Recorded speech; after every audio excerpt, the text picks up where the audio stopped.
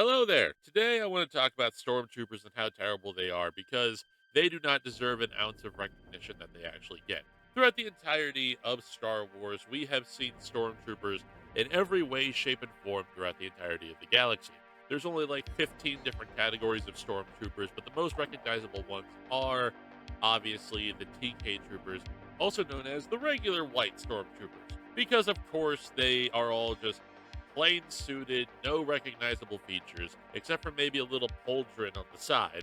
But regardless of that, we're talking about the plain white clone troopers or stormtroopers. Motherfucker, I can't tell the difference between the two apparently, because these stormtroopers are absolutely terrible in every way. So today we're going to talk about them, we're going to make fun of them, and we're going to have a fun time doing it. So let's have a fun time.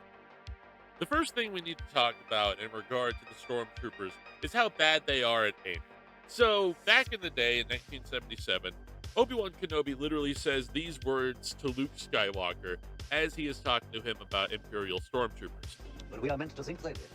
These tracks are side by side. Sand people always ride single file to hide their numbers. These are the same Jawas that sold us R2-D2. And these last points, too accurate for sand people. Only Imperial stormtroopers are so precise. So, stormtroopers are so skilled that even Obi-Wan Kenobi recognizes that they are skilled enough to hit their blast points on specific targets. They are also clever enough to make it seem as if it was a Tusken Raider raid, and they also managed to track down not only the Jawas that took R2-D2 and C-3PO, but they also managed to track down Uncle Owen and Aunt Beru, which ultimately led to them being murdered by the Empire, which would make you think that they are actually skilled and competent at what they do, except they're not. And just for shits and giggles, I'm just going to compile a small list of all the times that stormtroopers have been completely incompetent throughout the entirety of Star Wars, and you guys can judge me based on my list, because this is really funny. C-3PO and R2-D2 running across a hallway to try to get to another section of the ship. They go straight across the hallway with rebels and stormtroopers firing on both sides to shoot each other.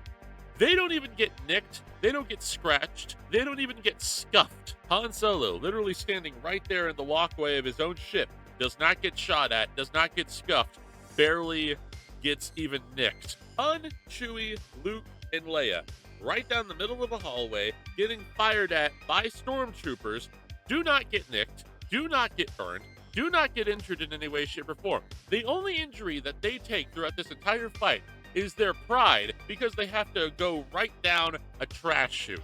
Luke and Leia, trapped on a platform that's literally only about 5 feet. They do not get shot in any way, shape, or form. And finally, Luke Skywalker, literally just standing there out in the middle of the bare ass open after watching Obi-Wan Kenobi get murked by Darth Vader.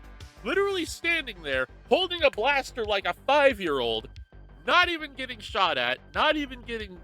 He does not get shot. He's literally just standing there like a target. And even this scene with Han and Chewie, whenever they're running down a hallway because they just, accidentally got 15 or 17 stormtroopers on their tail, firing backwards, does not get shot, does not get hit in any way, shape, or form. I'm very confused right now. And what makes everything so much worse is not only the fact that the stormtroopers completely incompetent at what they do, not being able to hit somebody who's literally standing still, not being able to hit somebody that's on a platform that's literally about 5 feet long.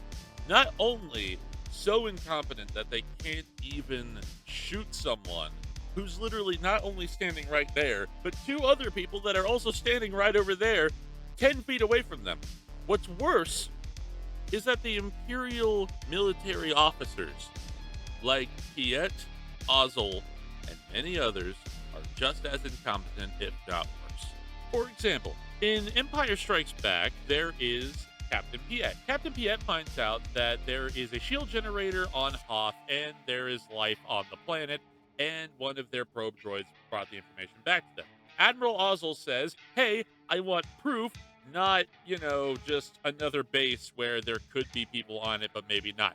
And that immediately puts him on Vader's I'm about to kill you in the next 30 minutes shit list. So then, the Empire goes to the Hoth system. Admiral Ozzel thought that it would be a good idea to strategically surprise the Rebel Alliance, which, unfortunately for him, gave the Rebel Alliance enough time to build up a defense system and to create an energy field around their base to the point where they were allowed to stave off any bombardment on the planet, which then results in Admiral Ozzel getting choked out live on Skype call. And also, not to mention what happened to Captain Nita. Although Captain Nita didn't exactly, deserve that, because the Millennium Falcon is really good at hiding away from the Empire, so much so that it's been doing it for the past God knows how long. So that wasn't really his fault, but, Vader felt like choking out somebody that day, so I guess he was next on the chopping block.